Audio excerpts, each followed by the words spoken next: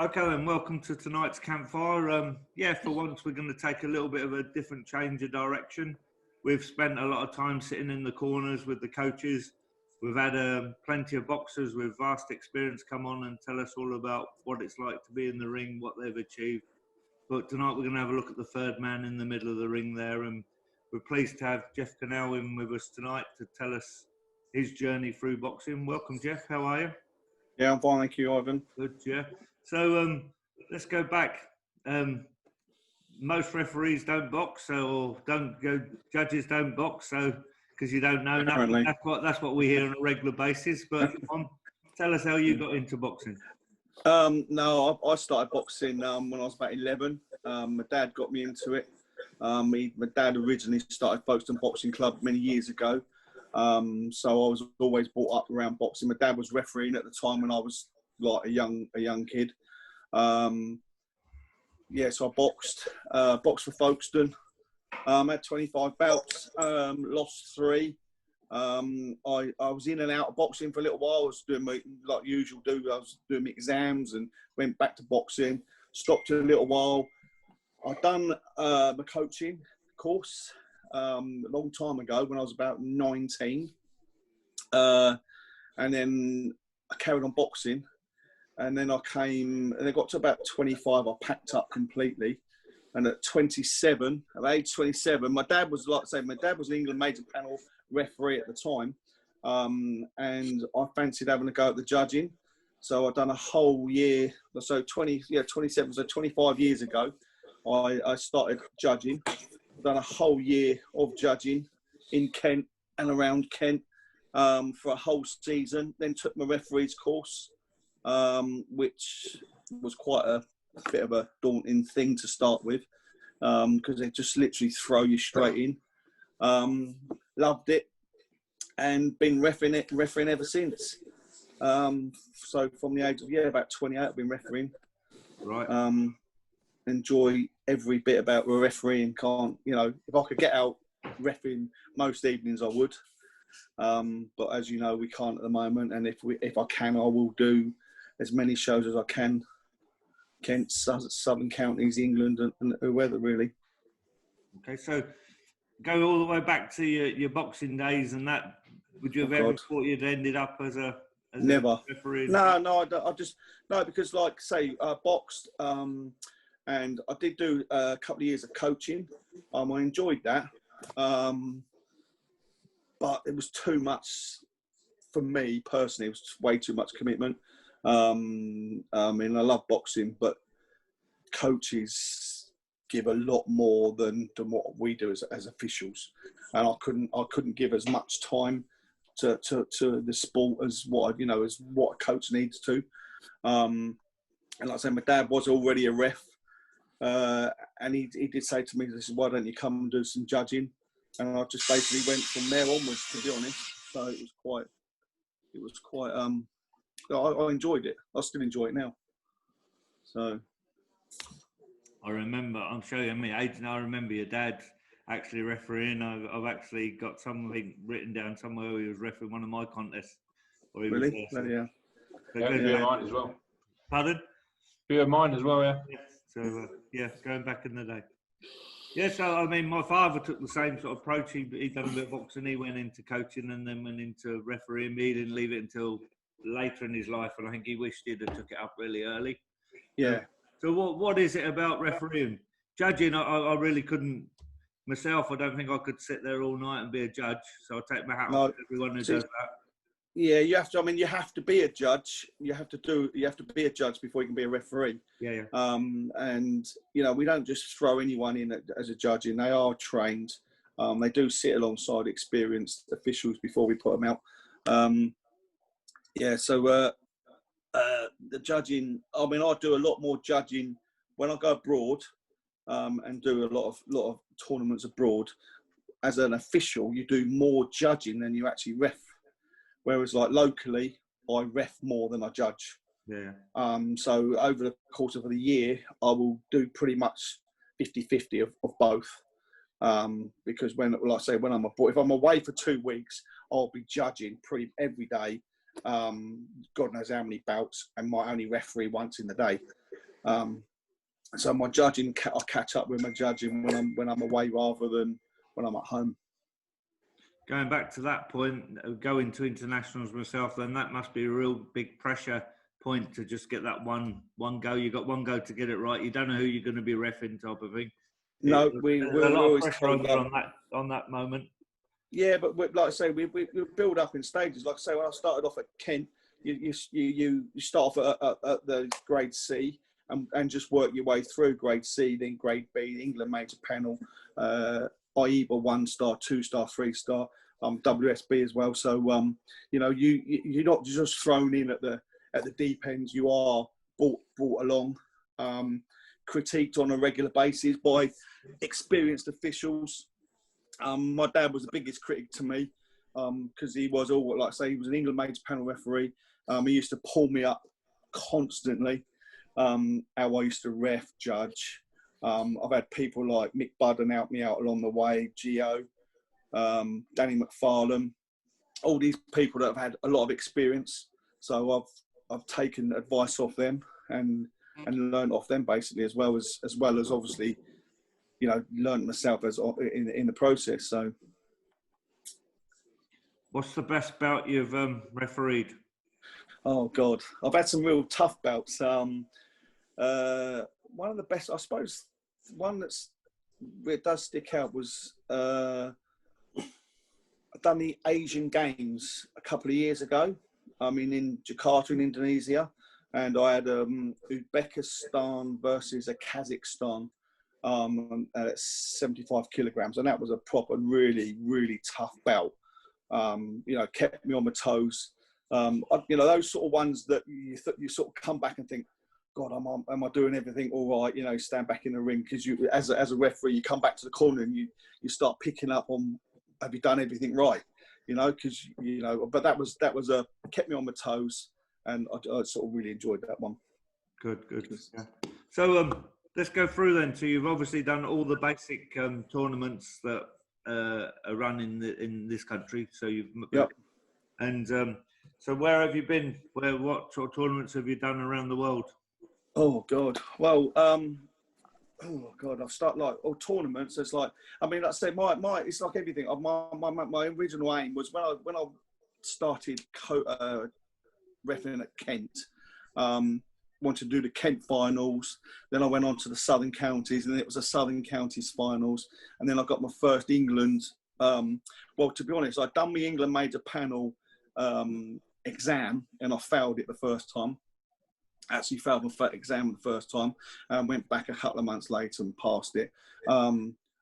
Wasn't so much worried about my practical. It was more my theory that I lacked, which again was down to me not learning the rules properly at that time.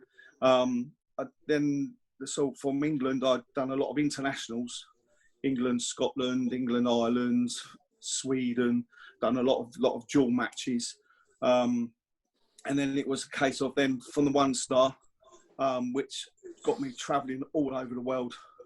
Been all over the place now. So there's Australia I haven't been yet, but that's about the only place I haven't sort of been to at the moment. So yeah, I've been lucky, very lucky.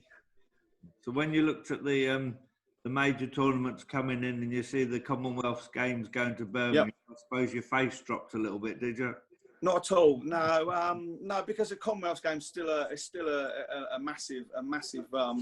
It's, for me personally, it's one of my tournaments that I want to complete before I actually knock refereeing on the head and go over to an ITO stroke supervisor. So yeah, Commonwealth Games is a good tournament for me. I've done bigger tournaments than the Commonwealth Games, more prestige tournaments, bigger on the IEBA calendar. But personally, it's, I want to do the Commonwealth Games. It's like I love doing the ABA finals. Yeah. I won't miss the ABA finals. About 7 or 8 ABA finals now. So that's like, for me, that's like the peak of my refereeing in this country. So. Yeah, and I enjoyed the ABA finals as much as doing going around the world and doing the big tournaments. I mean, it's a big thing for me. I'm sure your father back in the days he'd have said the same. Wembley and Albert Hall for the the ABAs, the Finals, yeah. finals and things like that. They were well big occasions back in those days as it is now. Although it's just a little bit different the way we. So, how many belts would you say you think you've reffed in your life? Do you know what? I couldn't even come to guess. I haven't got a clue. I try. Do you know what? I sit down one day and I'll try and work out roughly. I've never kept a record. I know we're supposed to. I've never bothered. I would have gone through so many books. In my IEBA international books, I think it's already up to about 78 internationals already. From a 1-star onwards. So yeah. I've done a lot. But like I say, on my international side, I've judged more than I've reffed.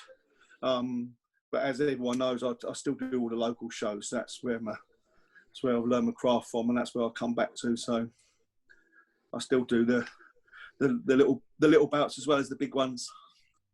Sure. As a coach, there's certain places that when I walk in, there's the hair stands up on the back of my neck, and I think, this is the place. Obviously, York Hall is one of those places you can walk in, or when it's empty, it's still the same.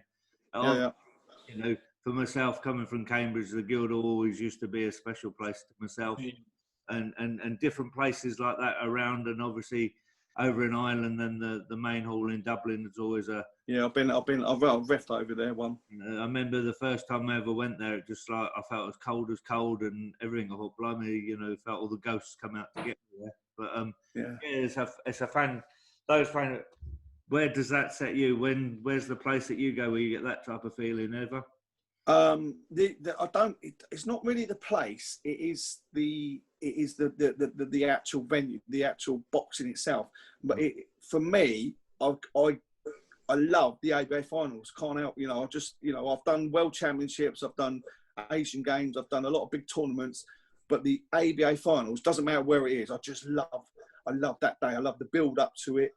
The actual day is great. I mean, that's for me. I'm not bothered where it is. I love that feeling of being the finals basically. And how about the certain places in the country that you go to? You think, I've got to go there again. There's loads of them, but I'm not saying that on here. No, there's obviously. I was going to give you a description.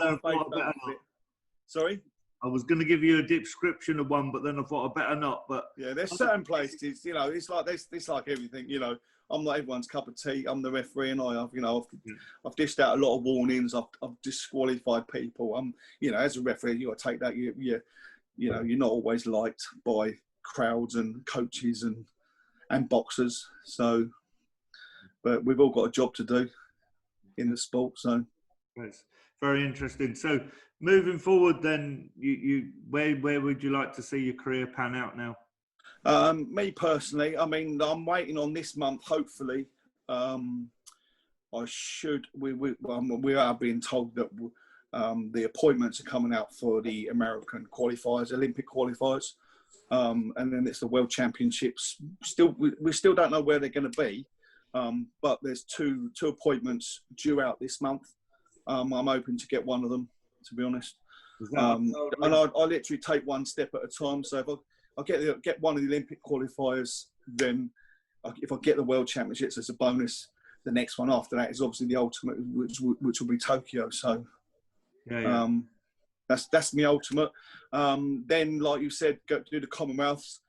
Next year would be the Commonwealth Games. I'd like to do that. To be honest, if it's down to me, I'd do the Commonwealth Games and I'd finish international boxing at the Commonwealth Games if I could. Yeah, lovely.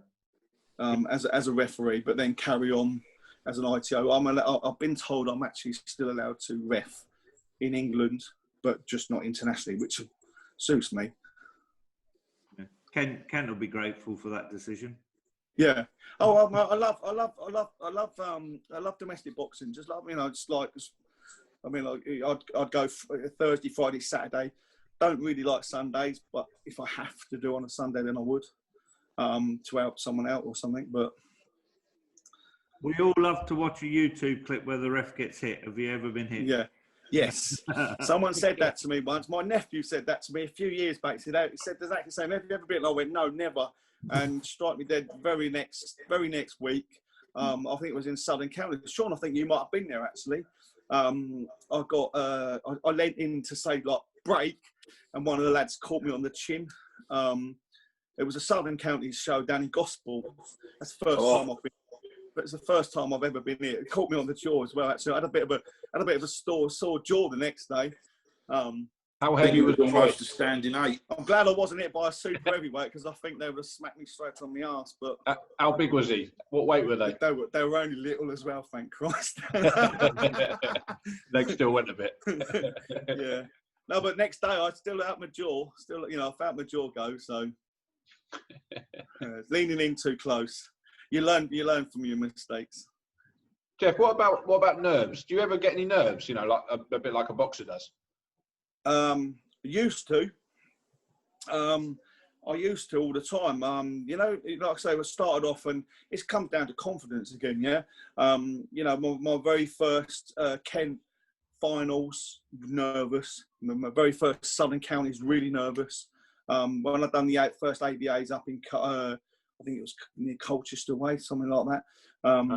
Absolutely petrified back in 2011. That's when Andy Joshua won, isn't it? That's it, yeah.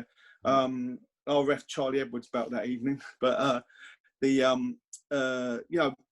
petrified. But you've got to compose yourself and get into that mode. You've got to take your own worries out and go in there and do your job. I've got pulled out. I was in St. Petersburg in Russia a few years back. I can't remember how long ago it was, quite a few years back. But I was pulled out of the line by the supervisor and said that, you're doing it. We never get told how many in advance. We get told literally a bout before if we're going to ref or judge. I got told 4 or 5 bouts before by the supervisor that I was going to referee the Russian versus the American, and they're going to put the Englishman in the middle, and it was going to be live stream. It was going to be cameraed up, and all the Russians were watching, and there was cameras, and I'm stood in the middle of stood in the corner, and I'm thinking, shit.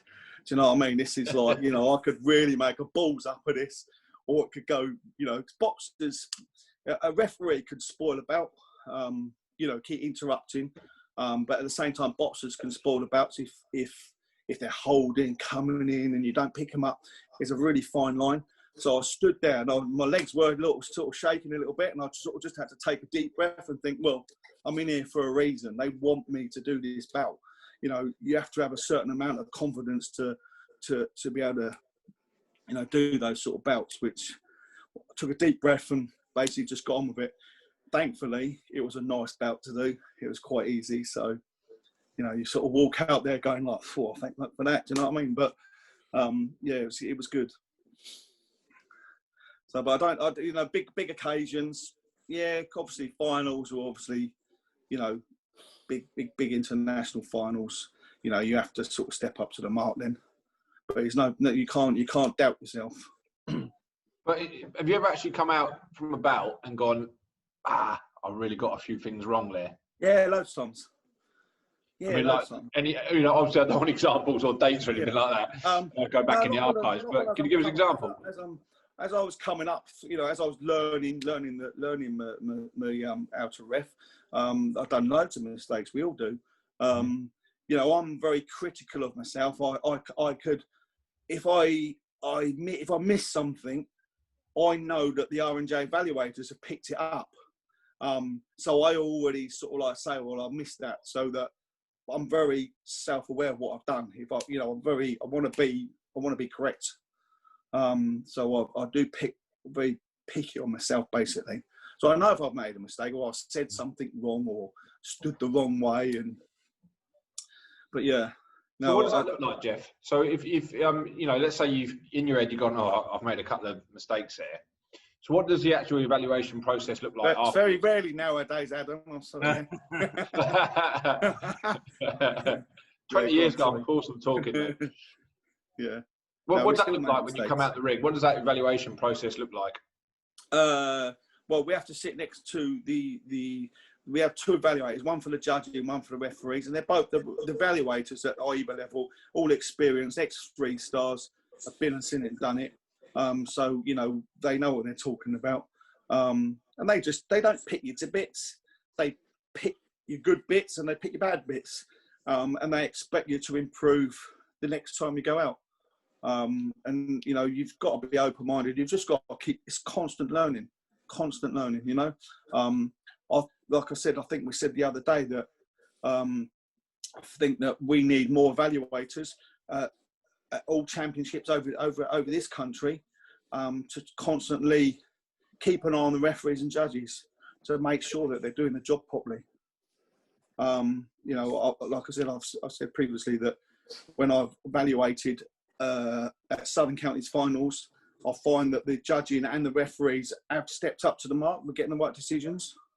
And that's again because that bit of pressure on you, knowing that you've got to, you know, do your best basically. So what about judges, you know, and referees and judges internationally? Is there any that you sort of really revere and go, I'll tell you what, he's fantastic, or perhaps ones that I've really learned a lot from that person? Do you know what? The one I've learnt from mostly is probably Danny McFarlane.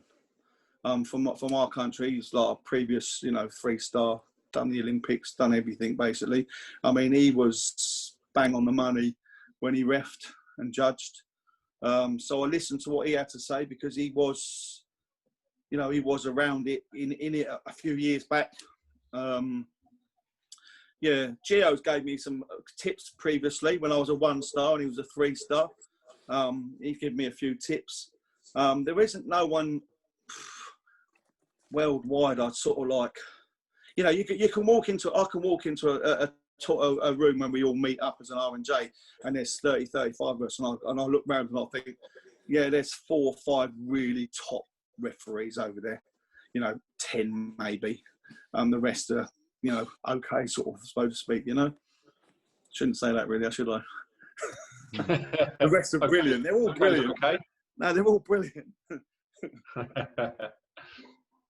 Geoff, going back to your international career, when you get over there and you land, you get your hotel and get acclimatised, and then they obviously give you like a pre-tournament chat and stuff over? How long does that? Is that sort of 1 day, 2 days, or yeah, we spend like they give us a day, like sort of like say acclimatise, you know, rest and all that, and then the next day we'll spend all day in a classroom, going over rules, any changes, what they expect, scenarios. We look at videos. So yeah, it's an all day thing. Boring, and then we always sit, like, tend to sit an exam of some sort, you know, which is marked the next day. It's nothing. It's not. It's just basically to see whether our knowledge is up to scratch, really. And would you say that are the guys that are doing that team talk, are they the evaluators for the tournament? Yeah, they're the evaluators, and they tend to their presentation, at the end of it, we can email them and we can get the whole presentation sent to us, which then we bring back and can pass it on. So I think you've had a copy of one of my presentations, not my presentation, but one of them that I've brought back from somewhere. Yeah, you've done that in the past. Yeah. And sort of reference to places that you've been or sort of haven't been, what would you say? Have you sort of ever worried about your own safety when you've been going to these loads of countries all over? Yeah, loads of times. Honduras, Jesus, we had armed guards with us. You know, there was armed guards on the hotel up and down the street and to and from the venue. And where else did I go? I went to, I think it was, I can't even pronounce it. It's Guwahati or something like that in India, North India. Again, we had armed guards back in front of the vehicle, taking us to and from the venues. It's, you know, it's like, you know, there's some not, you know, and then told not to go out. You know, then told not to go out at the night. You know?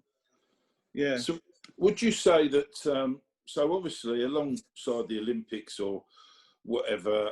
The Asian Games is a fairly large tournament, isn't it? Yeah. And You've got obviously you've got that? Yeah, 100% loved it. Loved every minute of it. Yeah, it's like a lot of pressure because it's not, it's not easy because you are being judged by your fellow referee judges, and as you know, everyone can view your scores around the world. Can just go online that night and see which way you went not each round, but which way you went basically. No one wants to be on a 4-1. Your name and your scores in the screening on great big TV screen, so you're very aware that if you do mess up, or those that do mess up, everyone can see it. So it is your concentration levels is you have to be on bang on, otherwise you can be very tight bouts. I've sat there like finals and 3 minutes of boxing, and sat there and you can't decide who's gonna, you just don't know which way who to go. And I've done that on three rounds. It wasn't just me; it was the other 5 as well, the other 4, and we all went the right way. But with some tough bouts, and if your concentration levels are not there, then you're going to make the mistakes. So would you say that I know you like me, you love your grassroots boxing? Like in Kent, we do a lot of stuff together, we're at most shows together. So would you say that your grassroots boxing keeps you on top of your game? 100%. Yeah. Because grassroots boxing, they'll what it's like. It's without being disrespectful, it is the basic boxing, and it's very raw. The internationally, they're very experienced, skillful boxers, know what they're doing. It's a different, the domestic boxing is, anything that can go wrong will go wrong in domestic boxing. So, that's what I always say to referees: domestic, get as much as that, do as much as that's possible. Then it puts you in good stead for the. I see a few that sort of progress through the ranks, and you don't seem to see them at your local shows anymore. No, that's just sad. That's just a bit sad, really. But I don't know whether whether that's their own commitment or what, or whether they think they're too good. I can't answer for them. But like at the end of the day, you should stick with your grassroots, and everything else is a bonus. As I see it, everything that I've done, I'm grateful, and it's been a bonus for me to have done, all the tournaments and been around the world to what I've actually done. So it's been good. And obviously, once you've achieved these other tournaments that you're interested in, possibly Olympics, possibly the Commonwealths, then you want to go down the road of doing the ITO. That's it. Yeah, I want to pack it up. I mean, I want to, basically carry on reffing domestically, which I'm allowed to do apparently, just in England, which is absolutely suits me to the ground. I can be out every Friday and Saturday as of normal, but ITO go to an ITO, and I want to become. Eventually would like to become an ITO evaluator, R&J evaluator. Yeah. And do you have to do extra courses for that, or can you pretty much I'll have sort to of fall into the role? I'll have to do another. No, those are even harder courses than. Yeah, it's definitely. I've got a lot more courses to do. And again, you're assessed on a regular basis as you're evaluating as well. So it doesn't stop. You don't stop learning, and you're always being, looked at somewhere along the line. Cool, brilliant. Mike, you got anything to add? Yeah, Geoff, I was just going to ask about the timescales for the Olympic qualifiers and the Olympic Games. You said you should hear fairly soon if you can do the Americas. Yeah, we're told 3 months in advance. We've already been pre-warned that obviously the same as the Copper Box in London, it's April time, isn't it? Yeah. And I think the American ones are going off roughly about the same time, around within a week of each other, I think. So, we get told as officials 3 months prior to an appointment. So hopefully by the end of this month, I should know whether or not I'm going to do one or not. And then you'll hear fairly soon after that if a month later, because I think the Worlds are a month later in May. I think. I'm not actually quite sure. We'd still, again, nobody knows where they're going to be. Right. Okay. It'll be interesting to jump back in the ring at such an important event. Well, yeah, I mean, like I say, I haven't reffed for a year, so no, exactly. It's going to be really interesting, isn't it? You know, and again, a major tournament I haven't done for 2 years because of things that have gone on. You know, I haven't done a major IEBA tournament for 2 years, and haven't been in the ring for over a year now. So yeah, I've got to hit the ground running, basically. I'm not, you know, it's one of those. I don't, you know, I'll be okay. I'm pretty confident in what I do. So, you know, just take it as it comes. Yeah. So is that it, Mike? Sorry. Yeah, absolutely. So moving on, Geoff, Mike, Sean, we'd like to talk a little bit around about how can we promote, how can you encourage other youngsters, those that are walking away from boxing, to look at a different aspect rather than coaching, because most boxers tend to want to look to either pack up or go into coaching, and bypass officials, and you've just given a great example. Two things before we move on. What was it like refereeing the WSB? Loved it. Yeah. Oh, loved it. WSB was just a different experience altogether. Brilliant. You know, it's only obviously you fly. I mean, I flew to Kazakhstan. Took me 33 hours for 2 hours of boxing. Turned around and come back. You know, it was great. But the boxing's just. Have you obviously you've been to the WSB, haven't seen it, haven't you? Yeah. I mean, it's great. It's great to ref. It's great to judge. It's a different judging method than what we do as, you know, as 3 stars normally. You know, the 10-8s and knockdowns character. It's a bit more like more of a pro approach when it comes to judging and reffing. You let a lot more go. But yeah, I love WSB. Loved it. Just hope it comes back. It certainly was entertaining to watch. The money obviously would need to be in it again, I think, to come back. Yeah, definitely. The other thing, then, any boxer that's been to a good level and been to international, then just look across the road and look at the Better Hotel. That's where the officials are. That's where the officials are, and rightly so. Look at the horrible food and everything, and that's where the coaches and the boxers go. That's it. We do. You know, Ivan rely on not being horrible, but we get put up in 5-star hotels. We get nice suites. You know, it is. I can't. You know, that's the beauty of going away sometimes. You know, you get a nice room. You know, you get 5-star hotels. Mike's only experienced, he's a 1-star, he's only experienced the shitty hotels. Yeah, absolutely. But no, well, I've been to some lovely hotels, you know. But again, I've been to some really bad ones, like plastic boxes. So it's well, that, you know, you get normally an upgrade to what we go. Just go seen some right dives, that's for sure. God, yeah. But as Mick says, if the boxers are going to sit in here and sleep and eat in here, we will as well. And that's as simple. Yeah.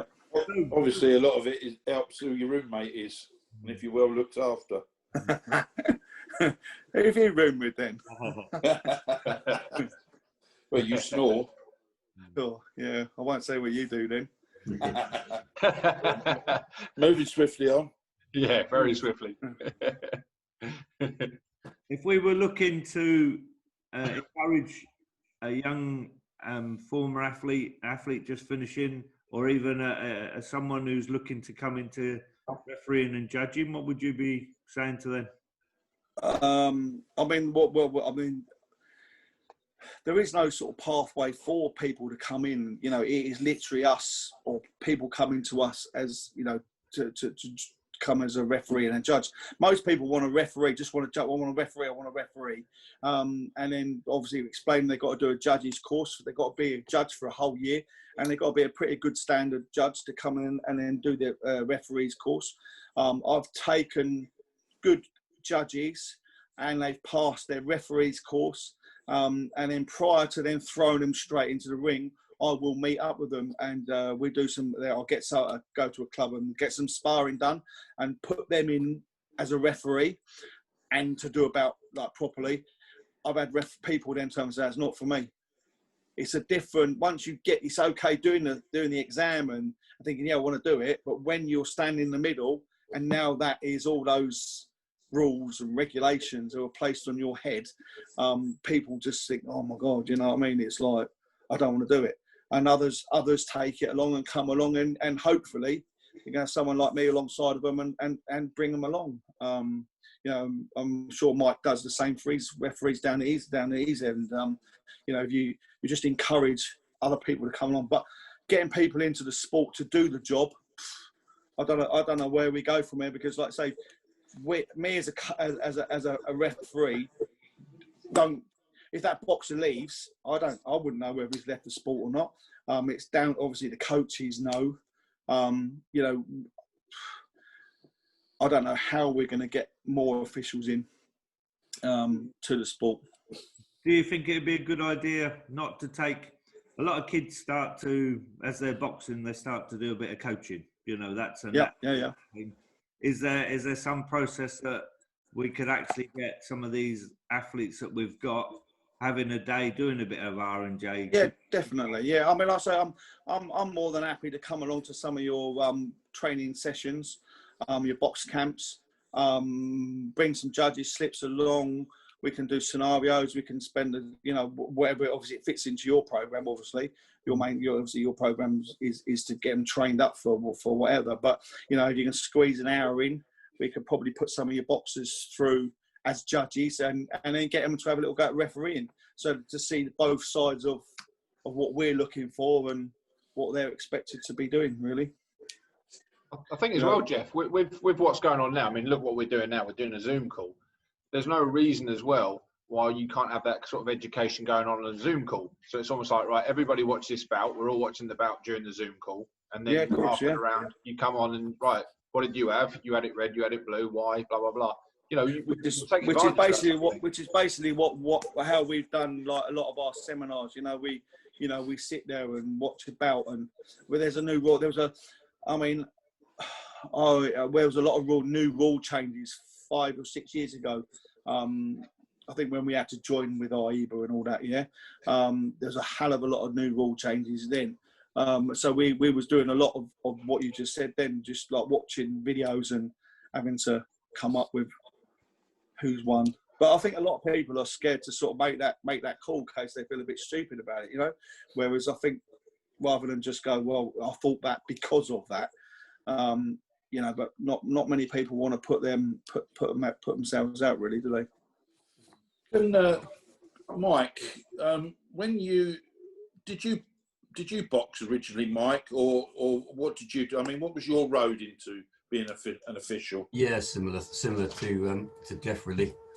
Yeah, I boxed as a youngster, had 29 bouts, and then I joined the Navy, and did all the things that you do at that age. I thought that was a fancy dress thing behind you. Mate, it is, yeah. I can still get in it.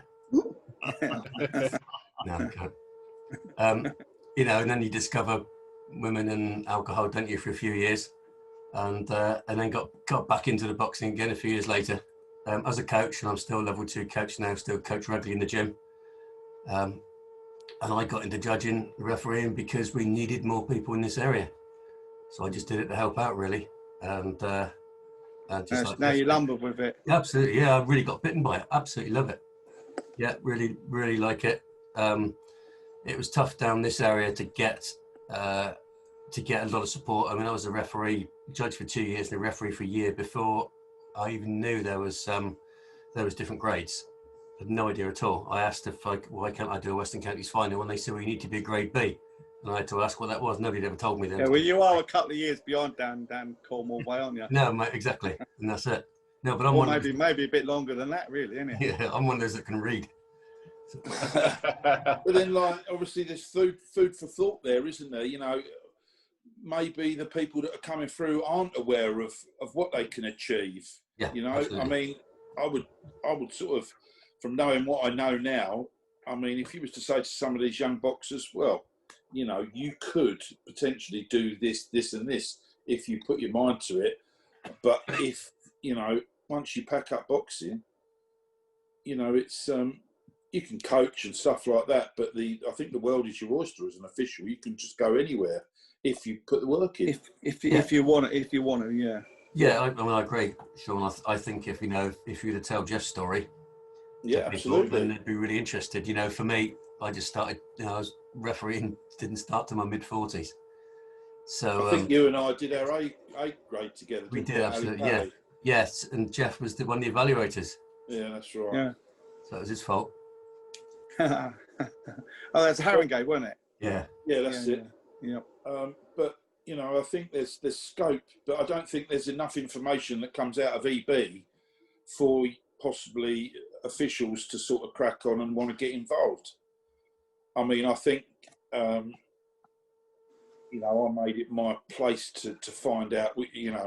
I basically got told in our club I didn't know what I was talking about when we'd had a few words about bits and pieces. Which some things don't change, really.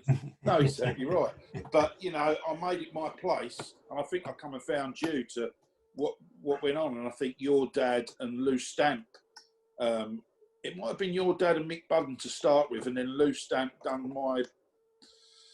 my exam over at Ashford, and then I think there was a load of us on the course, and I think there was about 18 judges passed, and I think there was me and another guy that was, I can't remember what his name was now. He was at Rumbles, wasn't he? He did a B grade, but then he hasn't refed. Marcus, that's it. He hasn't judged for a long, long time, and that's all that come out of it. So I don't know why that was really, but it's like I say, it's not everyone's cup of tea. They think it's good. They think it's good at the time to they'll want to be a judge, and some of them ultimately want to be a referee. But when you put them in the middle, or you sit in ringside and they start taking abuse, and they're not sure about their own decisions, and then they doubt themselves whether or not they're going the right way or not.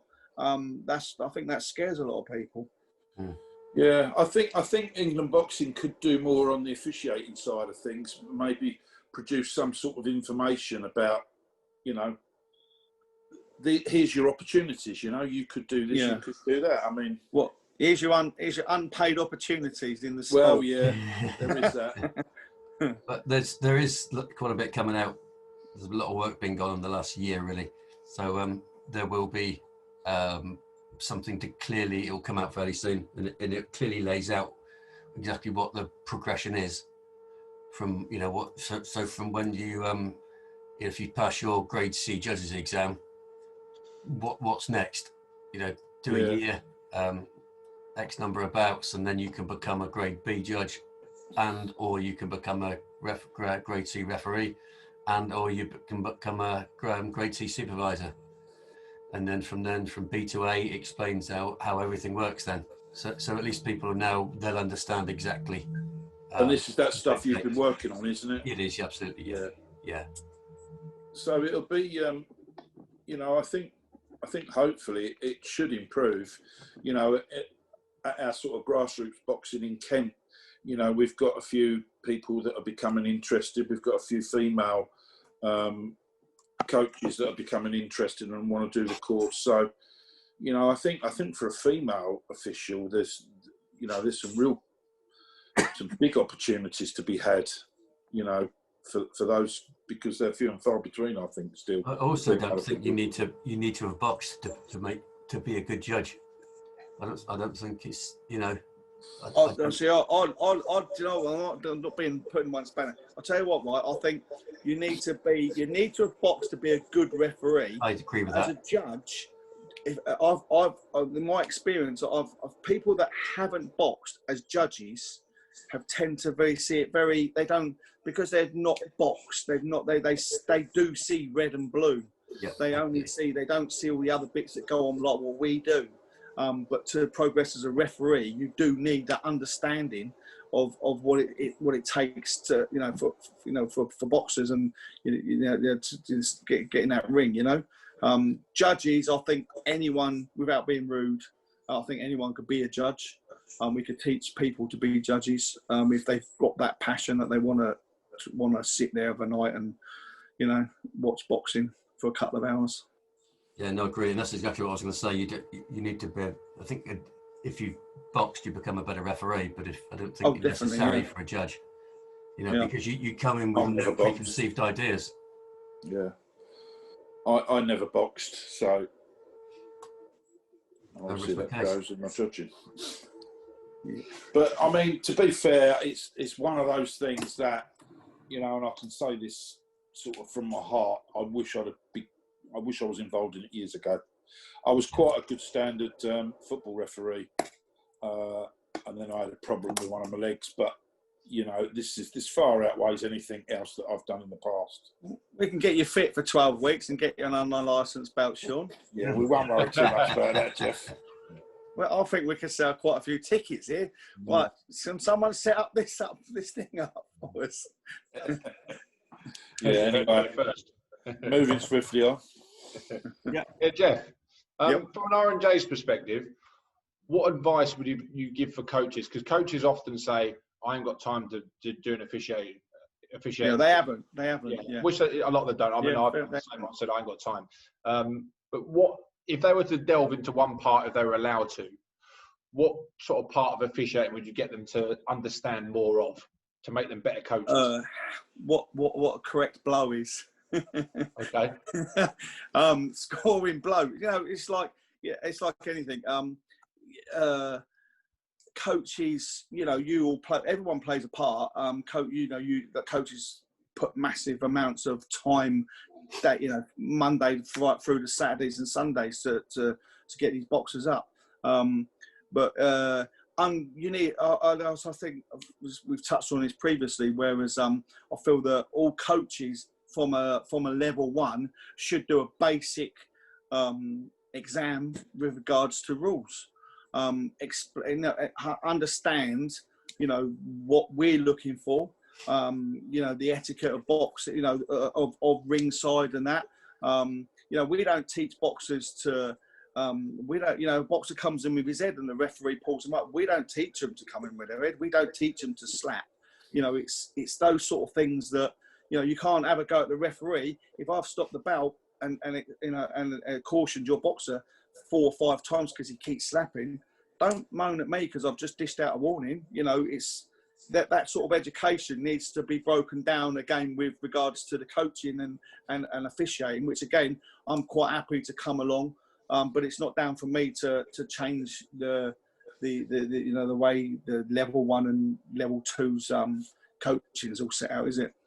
Sure. Actually, I remember probably about 4 or 5 years ago in Eastbourne, in one of my shows, this strong lad came out throwing hooks, but you could tell instantly there were slaps. He was catching this kid and getting told off for it. The lad went over as well in the first round or something like that, but got through the bout and won the bout. The other lad won the bout, the one who wasn't slapping. He won the bout unanimous, and the crowd went mental. Yeah, or the away crowd that were following this kid, because he kind of battered this lad really, but none of it was scoring shots. It was, it was boom, boom, boom, boom, boom, big powerful shots. There was no turning over of the shot, and they went mental. And I think, well, that's part of the problem. Well, one of the good things I've seen previously at one of the shows, in one of the programs, one of the programs showed basically what a scoring blow was, and gave it like a one page of the basic boxing, really. What the scores mean: 10-9s, 10-8s. Exactly what a scoring blow is. Knuckle part of the glove on the target area. I mean, can't really be much simpler than that, really, is it? Mm-hmm. I think. We do PowerPoints at our show. We've got a big old TV. We're quite lucky. We've got a big TV above the ring. And we put little PowerPoints up and all that, but I've never thought of that. It's all like advertising and sponsor about and all that sort of stuff. But we don't actually, why can't we have a little thing that says, this is a scoring point, this is the target area, this is the scoring criteria, this is what stuff like that. It's really important. And it will make shows go a lot better if the crowd aren't being screaming and shouting, because they understand what's going on now a bit better. Yeah. I think there's a massive, massive lack of understanding in actually what goes on at shows sometimes. Yeah, the other thing is, I've stood there myself. I've stood in the crowd and watched bouts, and you think, he won that. But you see things differently when you're sitting ringside. You do see things a lot different ringside when you're judging. as to when you're standing, you know, at the back of the hall. You know, you miss things that stand at the back of the hall. I think I've said before, when you've got, you know, say if you're sitting in position 2 or 3 or whatever, and the boxers are right on top of you, I mean, you know, you can't see a lot. No. It's, you know, it is very hard. But the general public don't appreciate that. No, they just appreciate. I see Joe Blogg's lost, and why on earth did he lost? Yeah. You know, they don't And get it. Adam, going back to your original question, is that, you know, there are sort of, I guess, two types of coaches in lots of ways. You know, when between rounds, as a referee, you often hear what the coaches are saying, and if you've dished out a warning or a few cautions to a boxer, the boxer will go back to the corner, and one coach will say, look, you know, the referee's on you. If you keep this up, you're going to get a warning. Sort it out. You know, this is your fault. Or you get the other one that go, don't listen to him, son. He doesn't know what he's talking about. You know, and it's a slippery slope. It's only going one direction. This kid's getting a warning. Yeah, but it's those coaches that need educating a lot more with regards to the rules, because they don't understand what they're looking. They're obviously teaching their boxers the wrong way of what way it should be. Yeah, and personally, I don't think the coaches, etc., at these shows and possibly like championships, not necessarily reprimanded, but they're not put in their place. They seem to sort of get away with it. It's only very rarely that you see a supervisor drag somebody over the coals big style, but you know, I think more and more that should happen, in my opinion. You know, I think they should be taken to task for their actions. You know, it's as simple as that. Yeah.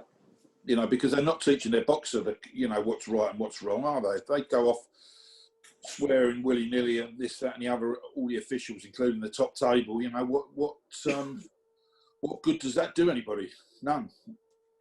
Especially their boxer. Absolutely.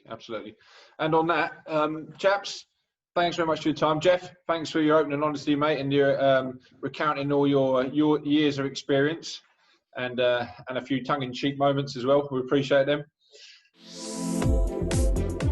Thanks for joining us today on The Box Gathering. We welcome the global boxing community to connect and share together in order to grow participation, engagement and performance in all our boxers. Join the discussion on social media or visit theboxgathering.co.uk for more interviews, skills videos, literature reviews, bout analysis and more. The Box Gathering, in partnership with England Boxing. Connect, share, grow.